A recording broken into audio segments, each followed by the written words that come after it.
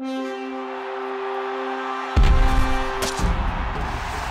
Hub Arcus here for Pro Football Weekly. And you know, folks, once a week we love to run the No Huddle here at PFW. We get all 9 members of our editorial board involved in a topical or even controversial question of the moment. And the question this week is a good one.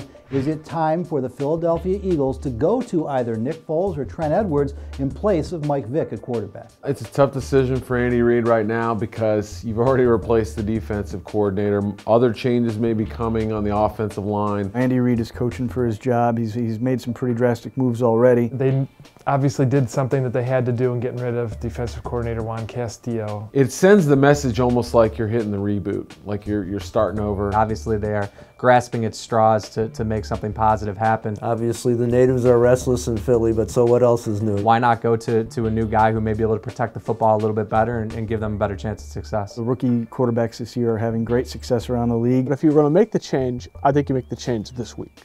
You give Nick Foles every opportunity to get the first team snaps with the offense. I think they will make that decision. I think they've been kind of building toward this, and I think they believe they have the time here during this bye week. The Eagles now are 18-13 with Michael Vick as a starter.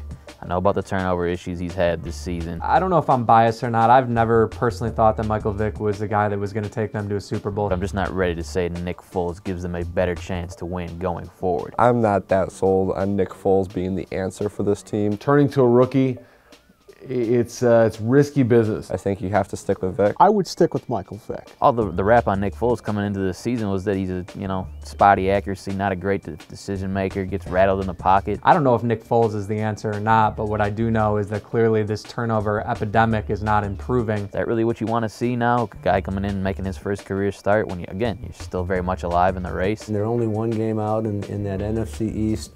Michael Vick has done some great things in the past. They've invested so much in Vick, not just financially, but also with what they do on offense. I think if this team's looking for an answer, it's give LaShawn McCoy the ball more often. I think they give Vick one more shot. They play the Falcons. It's a big game.